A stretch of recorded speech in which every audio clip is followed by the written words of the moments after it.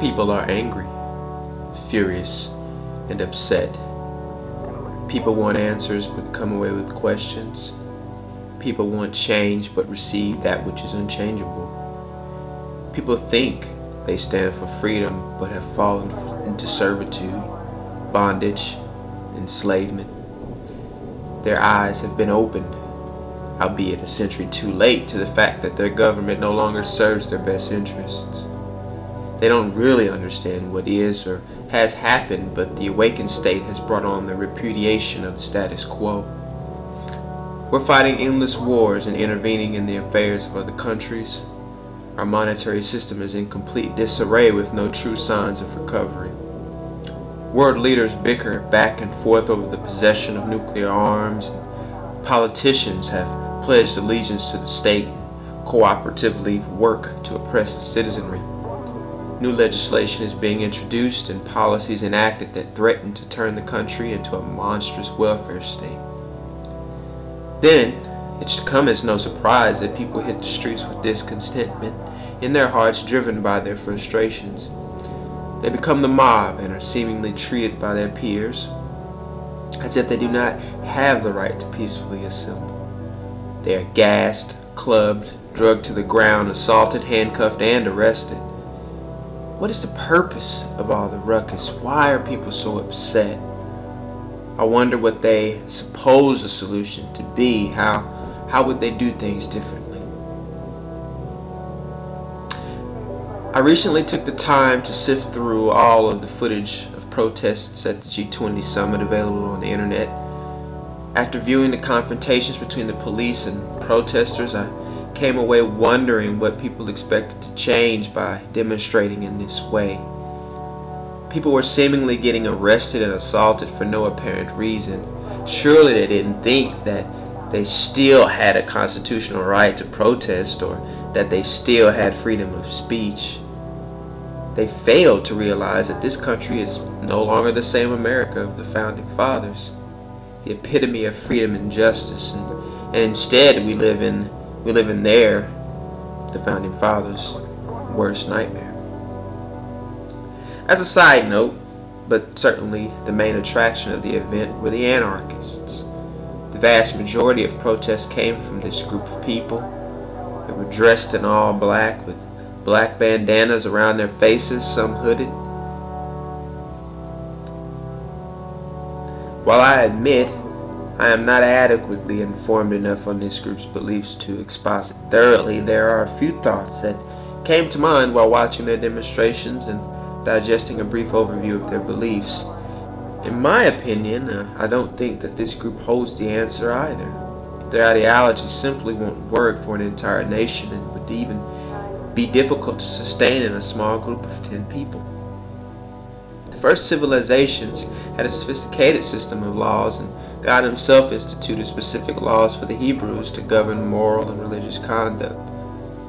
Thus, if God sees fit to institute some sort of order, then it would be wise to mimic this structure in our society.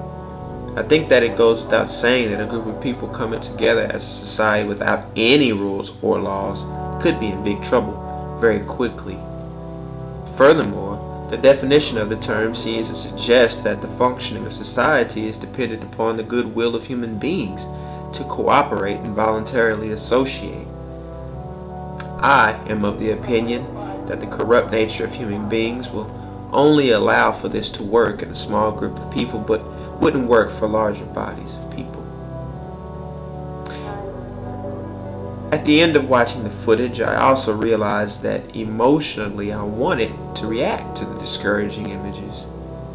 I can easily understand why someone would become bitter towards the state, more specifically the police, after 20 to 30 minutes of viewing, but I felt for quite some time that the Alex Joneses and Glenn Becks of the world are merely controlled opposition. I surmise that somebody wants us to get angry and upset. Somebody or something wants us to react in such a way that would spur us to do something about it or take a stand. So we burst out from behind our computer screens, equipped with all this newfound knowledge and understanding of the conspiracy, and rush into the arms of the nearest champion or figurehead. We make donations, buy books, travel to and attend seminars, pull out bullhorns and yell at political leaders, and even spend time in jail for protesting. Then suddenly, years have passed and we look around and realize that things have gotten progressively worse. You see, the controlled opposition herds all of the angry sheep into the barn, drives them stir-crazy and mad, but never does any real damage to the agenda being conducted outside of the barn. They are free to rant and rave amongst themselves just as long as they think like their champions and do what their champions suggest. Any of the sheep that would have began a grassroots effort, that is, real opposition, starting with their local communities, are derailed and they march off to join a frivolous protest.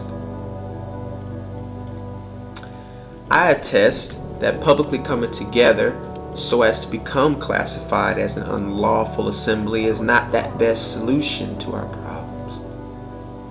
For in doing so, we are only flailing away at the branches and not striking the problem at the root. I am of the opinion that the root of the problem is the governmental economic system itself that's irreparable and in need of a revolution.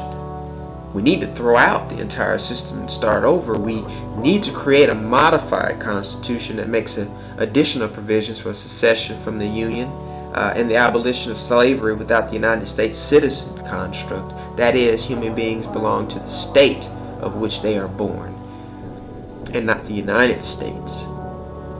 If only this could be done peacefully, without bloodshed.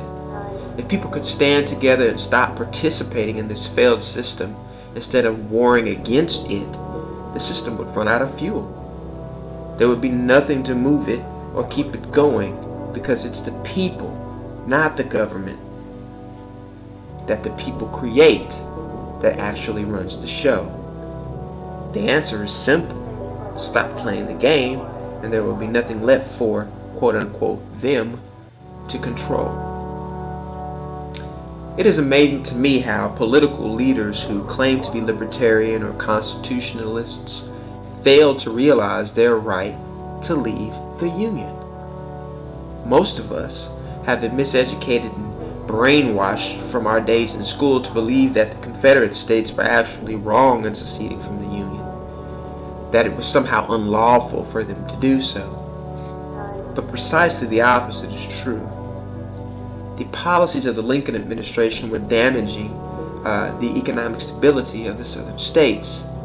In those times, it was readily understood that any state could leave the Union at any time because each state was indeed their own sovereign nation.